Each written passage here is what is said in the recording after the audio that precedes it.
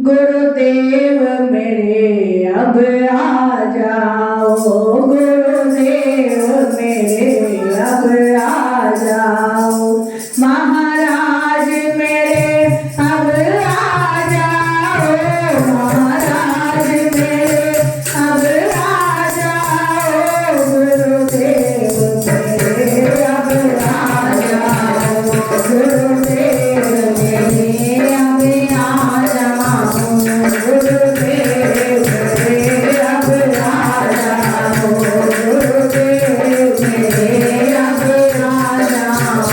तेरे भक्तों ने तुझको पुकारा है, तेरे भक्तों ने तुझको पुकारा है, अपने भक्तों का विरद बढ़ा जाओ, गुरुदेव मेरे अब आ जाओ, गुरुदेव मेरे अब आ जाओ, गुरुदेव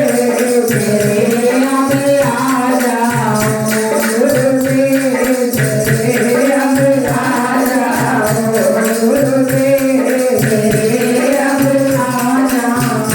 तुम्हें त्रेता में आए, तुम्हें द्वापर में आए, त्रेता में आए, तुम्हें द्वापर में आए, कलयुग में काल बढ़ा जाओ, गुरुदेव मेरे अब आ जाओ, महाराज मेरे अब आ जाओ, गुरुदेव मेरे अब आ जाओ, गुरुदेव मेरे अब आ जाओ। तुम्हें दिल की जानो दिलवर मेरे, तुम दिल की जानो दिलवर मेरे, अपने दिल की बात को मान जाओ, गुरुदेव मेरे अब आ जाओ, गुरुदेव मेरे अब आ जाओ, आ जाओ, आ जाओ, आ जाओ, आ जाओ, खाना वाले रसोई वाले, खाना वाले रसोई वाले, अबे भक्तों को दर्द दिखा जाओ, अबे भक्तों को दर्द दिखा जाओ, गुरुदेव मेरे अब आ जाओ, गुरुदेव मेरे अब आ जाओ।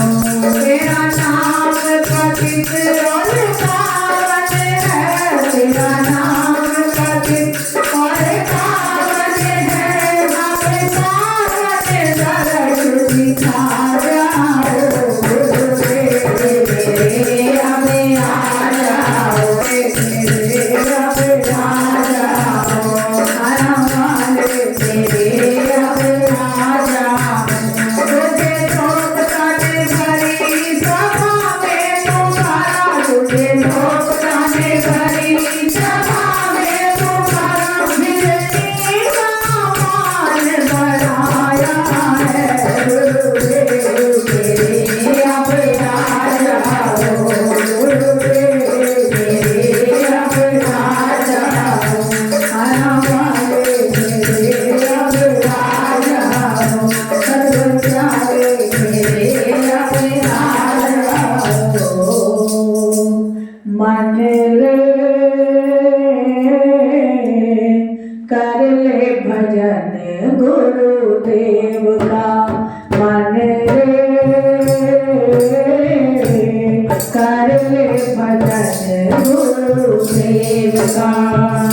जीवन तेरा है छोटा सा, जीवन तेरा है छोटा सा, भजन तू कर गुरुदेव का, मन रे भजन कर सतगुरु का, मन रे भजन करे सतगुरु का, मन रे भजन करे सतगुरु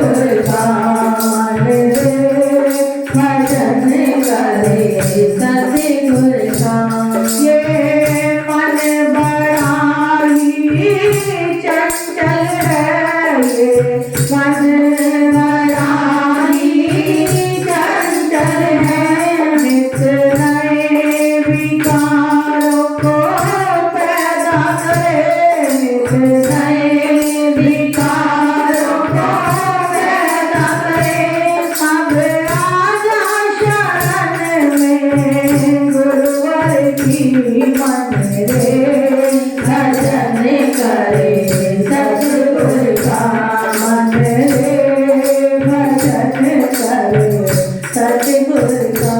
ये जीवन छोटा सा है मेरा, ये जीवन छोटा सा है मेरा, पावन कर ले इस गोरे मन रे, भजन करे सतगुरु का मन रे, भजन करे सतगुरु का।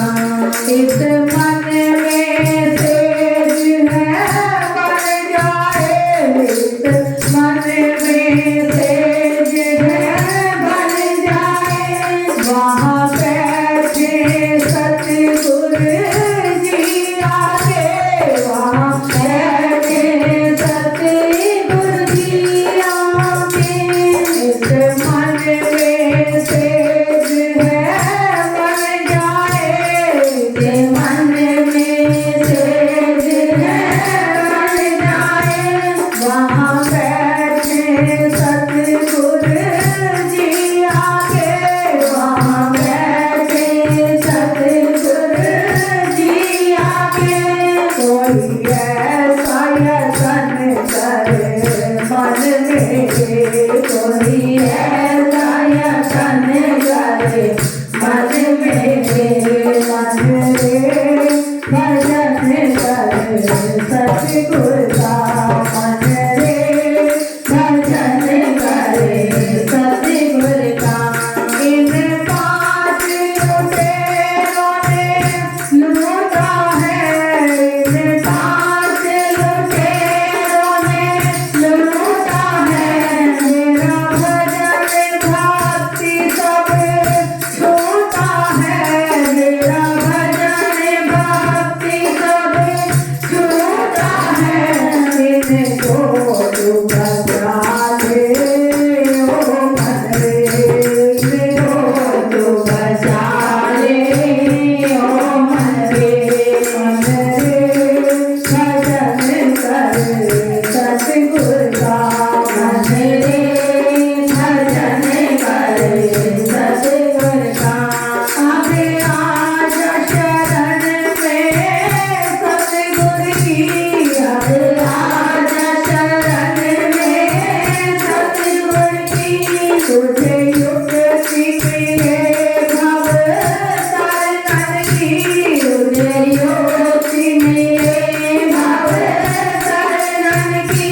तू सिमरन कर ले जी भाते, तू सिमरन कर ले जी भाते, मन रे भजन करे सतगुरु का मन रे, भजन करे सतगुरु का।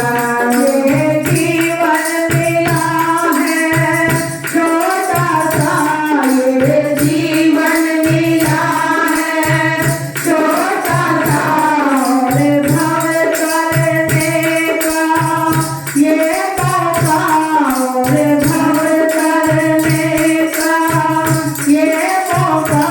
मन रे भजन करे सतगुरु का, मन रे भजन करे सतगुरु का। हाँ जी, संतों ने बड़ा ही सुंदर शब्दों में कहा कि मन रे भजन कर सतगुरु का। ये मन हमारा आत्मा से वार्तालाप करता है। जब आत्मा से मन की बात होती है तो मन में चंचलता भरी होती है, विकार भरे होते हैं, तो आत्मा उसे समझाती है कि मन रे भजन कर सतगुरु का। ये जीवन बहुत छोटा मिला है, 4 दिन का जीवन है, फिर वही तुझे 84 में जाना पड़ेगा। मन को आत्मा समझाती है कि हे मन, तू कभी किस योनि में गया, कभी किस योनि में तुझे शरीर मिला, लेकिन अब तुझे ये मानुष का जन्म मिला है तो इसे संवार ले। अब भी मौका है भव से पार होने का। यही सिद्धांत युधिष्ठिर से कलयुग ने जाकर पूछा कि ये कलयुग की बड़ी ही विचित्र लीला है, इसमें हर एक जीव फंसा हुआ है। कोई काम क्रोध में फंस गया, कोई लोभ मोह में फंस गया, कोई शब्द स्पर्श में फंस गया, कोई माया के बंधनों में फंस गया। लेकिन वही छूट सकता है जिसे पूर्ण सद्गुरु मिल जाते हैं, जिसे परम हितैषी गुरुदेव मिल गए, जिन्होंने बाह पकड़ ली। जब शरण में आ जाते हैं सतगुरु की तो वो बाह पकड़ लेते हैं, मैं तुझे 84 में नहीं जाने दूंगा। जामिल भरते हैं सतगुरु कि अब तो तूने ये मानुष जन्म सफल बनाना है। तभी सतगुरु हमें नाम की दात देते हैं, सेवा देते हैं, भक्ति देते हैं और इस जीवन का सुधार करते हैं। जो जीव सतगुरु का इशारा समझ जाते हैं वो जीव नाम की कमाई कर लेते हैं, फिर उनका जीवन सुखदायी बना रहता है। और जो सतगुरु का इशारा नहीं समझ पाते, वो भगवान का इशारा नहीं समझ पाते, वो फिर 84 योनि में ही भटकते रहते हैं। कभी कीट पतंगा बनते हैं, कभी जानवर बनते हैं, कभी पौधे बनते हैं। जितनी भी सृष्टि है, 1,84 योनियों में जीव भटक भटक कर आता है। जब ये मानुष देही मिल जाती है, पूर्ण सतगुरु मिल जाते हैं और उसमें हमारा मन जुड़ जाता है, मन की तार जुड़ जाती है। जैसे जितने भी प्रेमी हम आए तो हमारे मन की तार जुड़ी कि हमने गुरुदेव जी के दर्शन पाने हैं, सत्संग करना है, तो मन की तार जुड़ी तो ये हमारा जीवन सफल होने लगा। इसी तरह एक बार कलयुग ने कहा कि मेरे अंदर कोई भी जीव भजन ना करे, आलस में, निद्रा में, भोगों में जीव पड़े रहेंगे, तभी मेरा बल बढ़ जाएगा। और जब द्वापर युग समाप्ति में था, उसके बाद कलयुग आना था। पहले सतयुग आया, सतयुग के बाद कौन सा युग आया? त्रेता युग आया। क्यों आया? द्वापर आना चाहिए था। किसी को पता है त्रेता युग क्यों आया?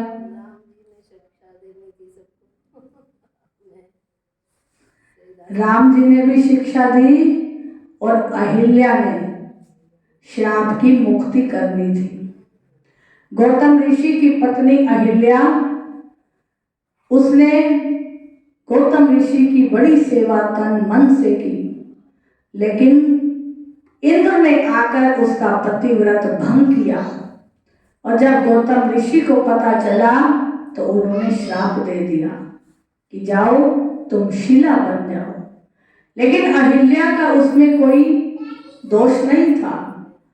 अहिल्या बार बार गौतम ऋषि के चरणों में प्रार्थना करती, विलाप करने लगी कि हे प्रभु, हे मेरे आप स्वामी हो, मेरा इसमें कोई दोष नहीं था। तो गौतम ऋषि ने कहा कि अब ये श्राप तो मैंने दे दिया। गौतम ऋषि के अंदर इतना तप, इतना बल, इतनी तपस्या थी कि वो युग तो बदल दिया, लेकिन उन्होंने श्राप नहीं बदला। उन्होंने कहा अहिल्या, अब ये श्राप मैं दे चुका हूं, लेकिन यदि तेरा दोष नहीं है, तू निर्दोष है, तो मैं युग तो बदल सकता हूं, लेकिन तेरा श्राप नहीं बदल सकता।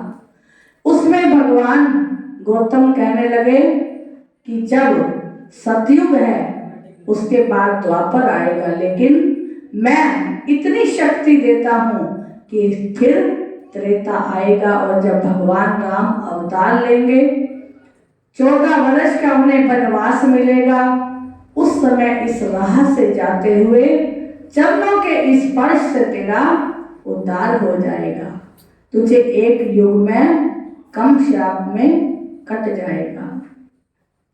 तो अहिल्या ने उसे स्वीकार किया। जब भगवान 14 वर्ष की अवधि में आए वनवास लेकर, तो उन्होंने हल्की सी चरण स्पर्श उस शिला पर लगाई, तो वो सुंदर नारी बन गई, उसका बेड़ा भव से पार कर दिया।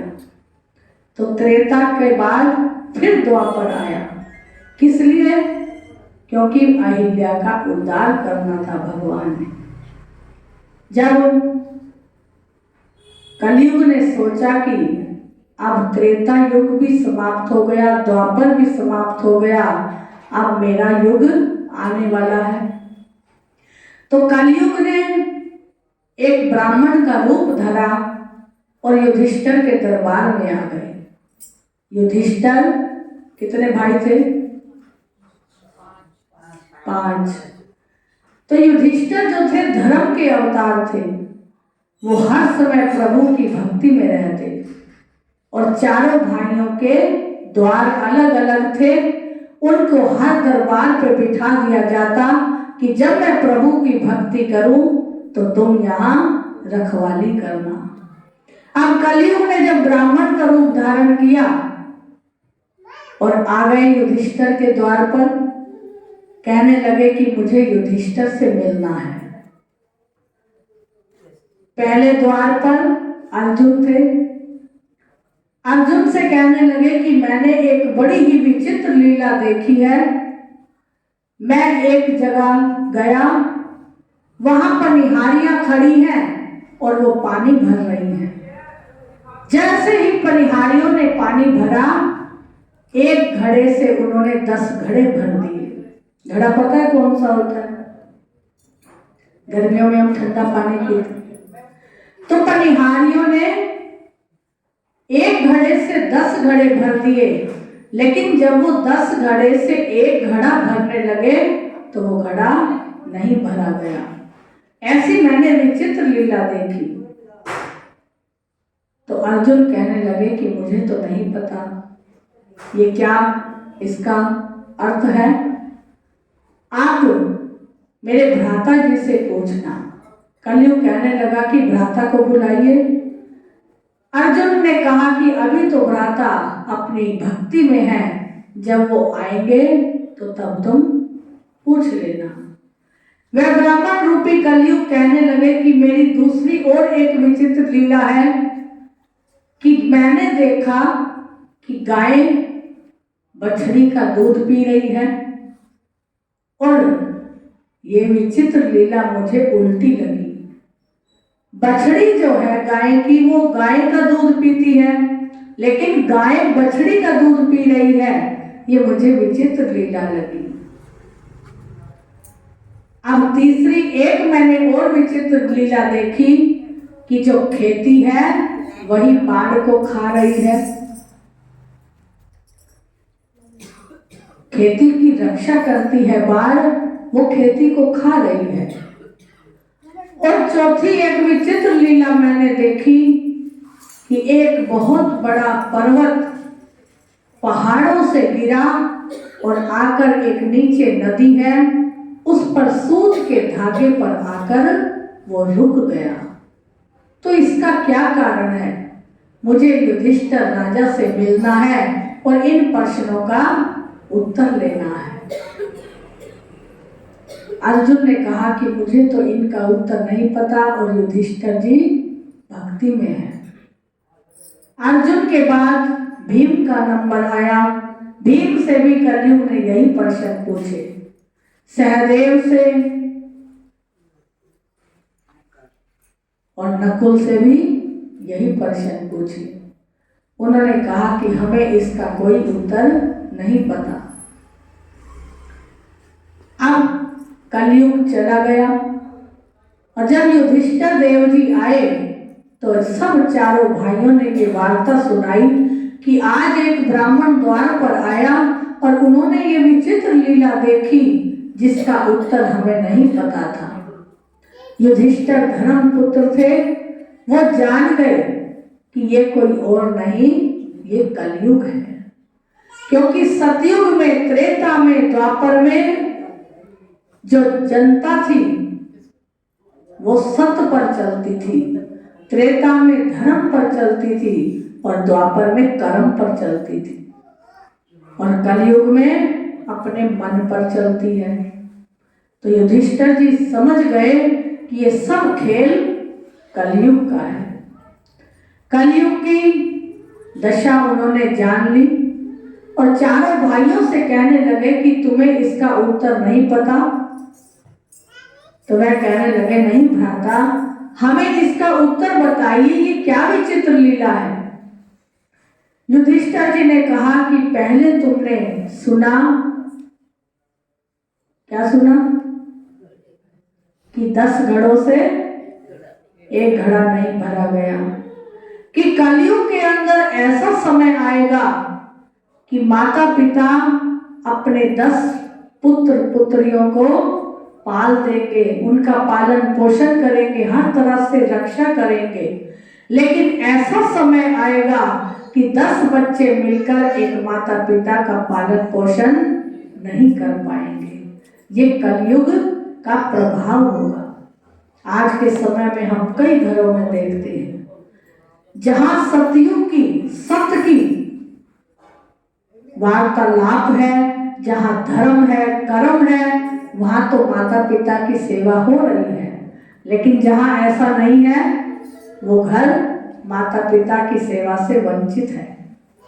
अब दूसरा प्रश्न किया कि गाय बछड़ी का दूध पी रही है, कि कलयुग के अंदर ऐसा समय आएगा कि सतयुग में, द्वापर में, त्रेता में कोई अपनी बेटी के घर का नहीं खाएगा, बेटी के घर जाकर पानी भी ग्रहण नहीं करेगा। लेकिन कलयुग का ऐसा प्रभाव होगा कि बेटी के घर माता पिता जाएंगे, खाए पिएंगे, रहेंगे, चाहे वो धन दे आएंगे, लेकिन उनके सिर पर ये भार बना रहेगा। ये भी आज के समय में हम देख रहे हैं। तीसरा प्रश्न युधिष्ठिर ने उत्तर दिया कि जो खेती है वही बाढ़ को खा रही है। जो कलयुग के अंदर राजा होंगे, देश की रक्षा करने वाले, वही देश की रक्षा न करके देश में उल्टे काम करेंगे।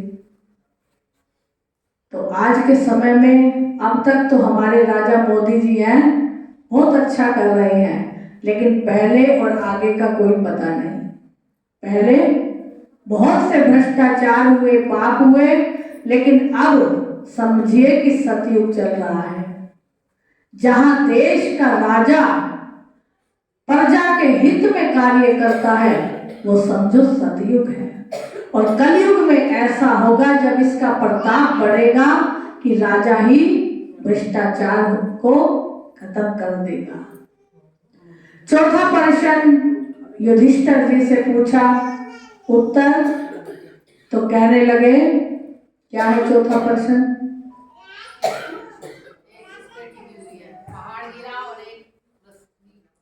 एक बड़ा ही ऊंचे पर्वत से शिला आई और वो नीचे नदी है, उसके सूत के धागे पर आकर रुक गई।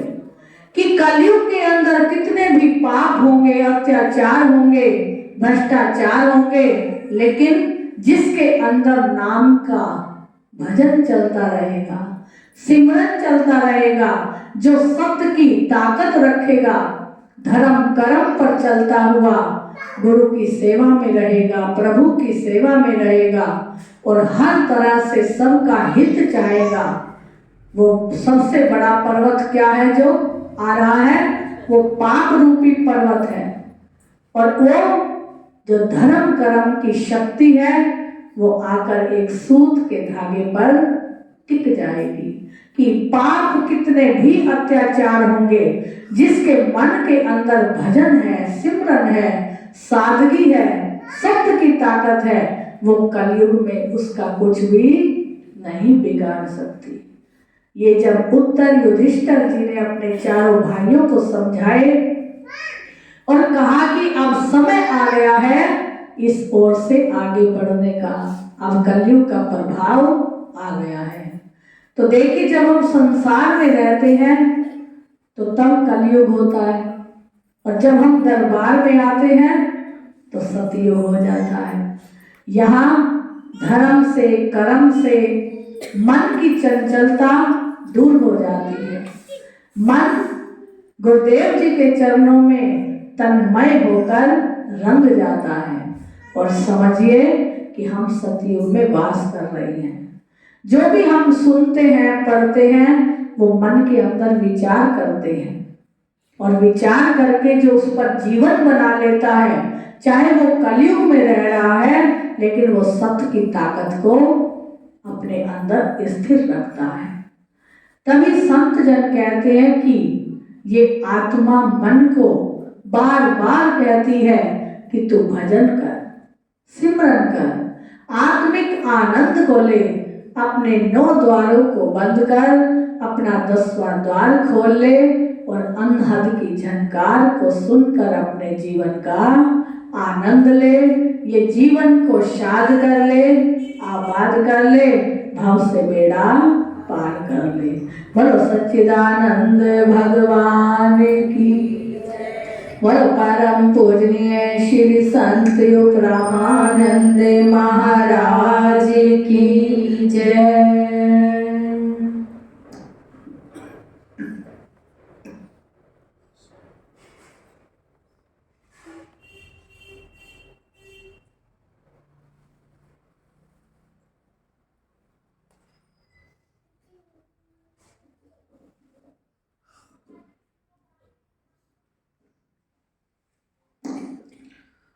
बोलो जयकारा, बोलो मेरे श्री गुरु महाराज की जय। बोलो साचो दरबार की जय। बोलो ब्रह्मपुरी निवासी भगवान की। बोलो परम पूजनीय श्री संत ब्रह्मानंद महाराज की जय। श्री गुरुदेव पधारे, बजी है शहनाइया। श्री गुरुदेव पधारे, बजी है शहनाइया। वार्षिक उत्सव समारोह संतों को, भक्तों को, सभी को लाखों लाख बधाइयाँ, लाख लाख बधाइयाँ, लाख लाख बधाइयाँ। ये सुंदर सुहाने दिन हम सबके बीच में चल रहे हैं। सारे त्योहारों को मनाया, सब संतों ने, सब भक्तों ने बड़े दिल से अपने घरों को बिल्कुल साफ बना दिया, नए बना दिए। हमारे महाराज जी फरमाया करते, तन साफ बनाते हो, मन साफ बनाया करो। दुनिया को रिझाते हो, कभी राम रिझाया करो। तन साफ बना लेती है, घर साफ बना लिए, अब मन को साफ बनाने का अवसर भी दे दिया श्री गुरुदेव जी ने, श्री प्यारे महाराज जी ने। हम मन को जितना भी सजाएंगे, शुभ आभूषण गुरु नाम के,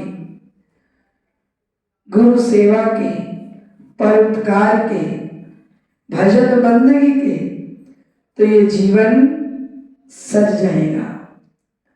जैसे घरों को सजाया है, प्रभु राम को बुलाया है, अब मन को सजाएंगे शिव गुणों से, तो गुरुदेव जी आएंगे, दर्शन दीदार देंगे, और वार्षिक उत्सव समारोह को आप ही कर रहे हैं और करते रहेंगे। सभी को लाखों लाख बधाइयाँ, लाख लाख बधाइयाँ, लाख बधाइयाँ। सब बोलेंगे बोलो श्री गुरु महाराज की जय। कर दिया तूने मुझ पे करम, कर दिया सच में ऐसा कर